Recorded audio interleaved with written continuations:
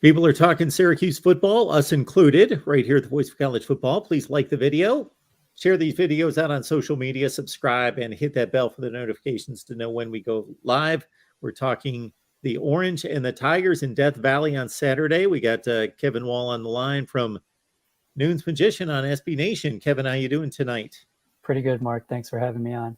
Of course. So people are talking Syracuse football, and I got to say one of the best games that I've seen this season was the game against Purdue, down to the wire, back and forth, intrigue, controversy, the whole deal, all the way down to Garrett Schrader's touchdown pass with like 7 ticks on the clock.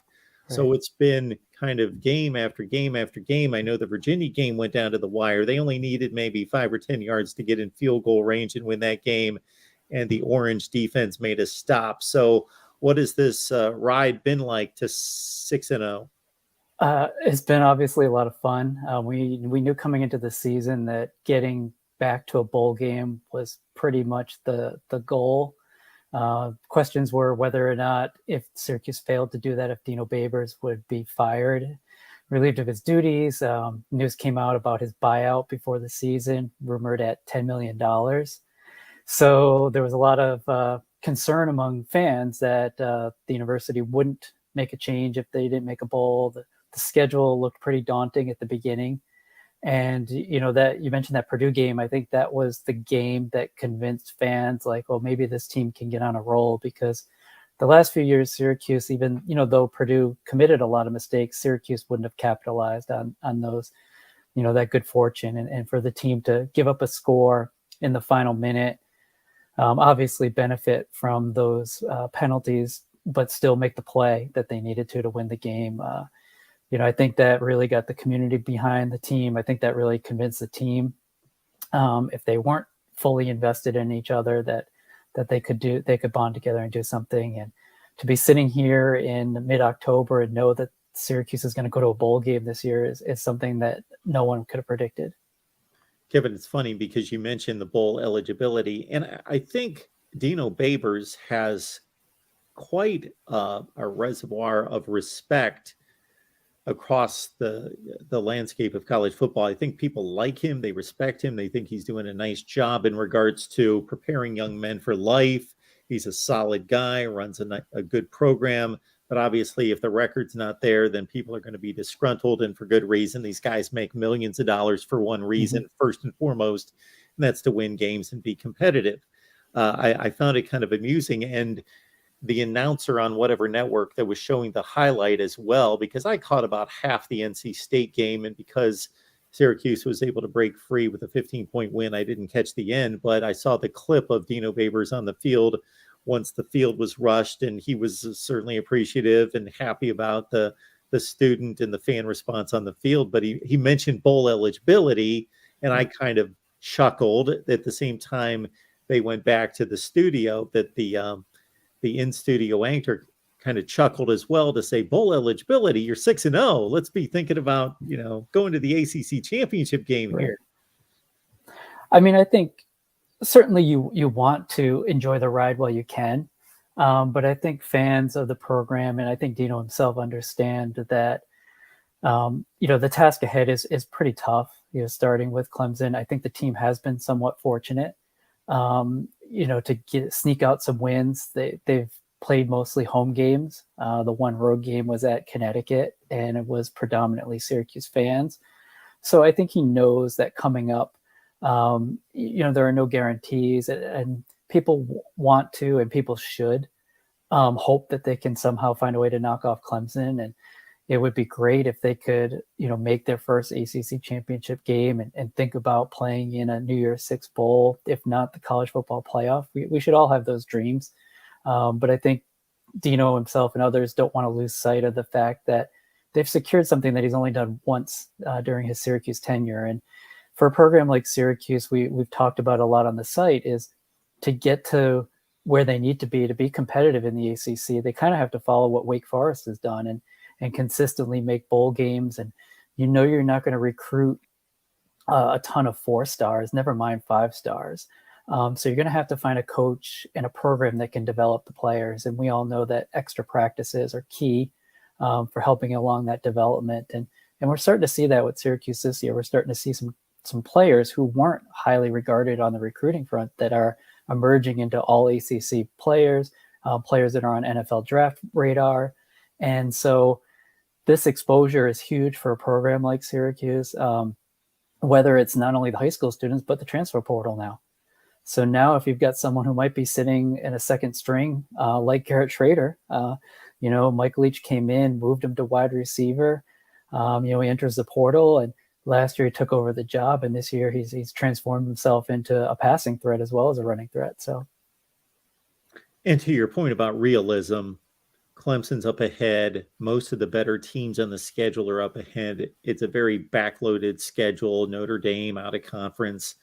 But at the same time, Dino Babers, despite his struggles outside of 2018, this program has played Clemson just about as good as anybody, with obviously the 2017 win at the Carrier Dome, and then the next season, the scare against an all-time great Clemson team that went undefeated. So at least maybe not necessarily these particular players experiencing it, although I think it was like a 17-14 three-point game. They played them well last year. So right. They shouldn't be necessarily intimidated. I don't think so. And I think the fact that Syracuse is 6-0, I think works in its favor because there's no pressure. They've secured probably what was, in the fans' eyes, the goal, probably within the program among the coaching staff. It was kind of the make or break goal. And all the pressure's on Clemson this weekend. And I think if Syracuse can work that to their advantage and come out strong and keep the game close and keep the crowd, from being a factor, as the game goes on, it's a game that Clemson really can't afford to lose for a number of reasons. And that, if Syracuse goes down there, they're a double-digit underdog. If they lose, it's expected, right? So, they are playing with house money this week. They've got a great opportunity in front of them. And I think one of Dino's strong suits as a coach is his motivation. I think he really gets players to believe and buy in. And we've seen a better job from the coaching staff in terms of adjusting and coming up with a game plan. And I think that's what makes fans feel like, hey, this time Syracuse might not just keep it competitive, but they could actually push the issue again on a Clemson team that is pretty healthy this time. So, got Kevin Wall on the line from Noon's Magician on SB Nation. Check out Kevin and the rest of the staff there at Noon's Magician. Get yourself set for Clemson's game against Syracuse. It's a noon Eastern time game in Death Valley. So basically, you've got a Syracuse team that I caught against Purdue. Again, I wasn't really locked in on that game early, but then it became more and more intriguing after halftime. And I watched the second half and I saw just basically start to finish Virginia, because that was a Friday night game for anybody who wanted to watch college football on a Friday night. But considering it's Clemson, considering the momentum and the storyline, this game is gathering a lot of attention. So there are going to be a lot of people across the nation, a lot of people that watch us that are just neutral college football fans that are going to see Syracuse for the first time. So maybe outside of Sean Tucker, because everybody knows him, and Garrett Schrader to a certain extent, highlight a few players that are worth watching this Saturday. Sure. Well, I'll start with the offense, since you mentioned Tucker and Schrader, and one player who's really emerged is Rondé Gadsden the second, who's playing sort of a hybrid role for Syracuse. They call him a tight end or flex player. Robert Anae's offense that he brought from Virginia, but they moved Gadsden around a lot in the formation. Last week against NC State, one of the 2 touchdown passes he caught, he was actually lined up in the backfield next to Schrader and came out and ran a wheel route. And so the Syracuse coaching staff, he's been Schrader's number one target. He's been his go-to receiver. You mentioned the Purdue game. He was the one that caught the game-winning pass there. He also had a touchdown on a 4th down play in that game that was critical. And so what they've done, the Orange coaches, is they're lining him up as a tight end. They're splitting him out wide. And now this wrinkle of having him come out of the backfield, it's, forcing defenses to always know where he's at, but also allowing him to get into favorable matchups. It's harder for teams to double him, when he's lining up in different spots, and to key on him. The other guy I think that people should be really watching for, it's on the offensive line. It's Matthew Bergeron, the left tackle. He's a player out of Canada, so he was very lightly recruited that Syracuse was able to grab. And he's really developed and emerged into an NFL prospect. And what's interesting is the last couple of weeks, Syracuse had been running the ball with Tucker a lot to the right side. And people wondered if Tucker was injured because he wasn't the same player we saw last year when he really broke through.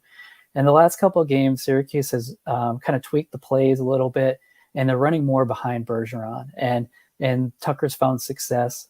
His touchdown was late in the game last week against NC State, but on the first drive, he also broke a long run, and both were to that left side. And so Bergeron is going to be the guy. Clemson's got 4 NFL players on that defensive line. I think that's the key matchup for Syracuse is, can the offensive line hold up, open some lanes for Tucker, but keep the pressure off Schrader so he can make some plays. Those are 2 guys on offense. On defense, it's the 2 linebackers from Syracuse, Michael Jones and Marlo Wax.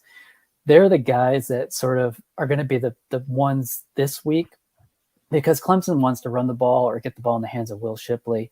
And Jones and Wax are Syracuse's best run defenders. They're also 2 of the better pass rushers.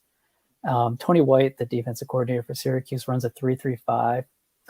Syracuse lost their starting defensive line from last year, and they've already suffered a couple of injuries on that defensive front. So the run defense has been a concern or question, but Jones and Wax seem to have the knack for making big plays.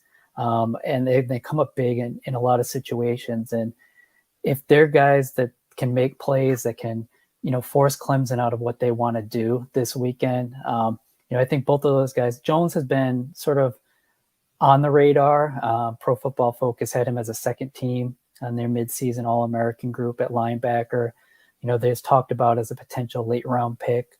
I think is a little bit undersized for the NFL, but Wax is a guy that came out of Maryland that was a running back linebacker, started as a running back at Syracuse. They moved him to the defense, and those 2 guys are really the ones that create turnovers, they cause havoc. And so they were number 3 and number 2. So when you're watching on Saturday and Clemson has the ball, those guys are probably going to be around it a good portion of the game.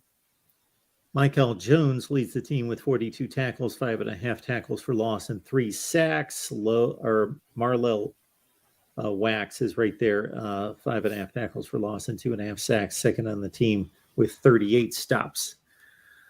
Kevin Wall, join him on noonsmagician.com. That's the SB Nation platform for Syracuse athletics. Kevin, we appreciate you stopping by, breaking down the game for us. Oh, glad to do it, Mark.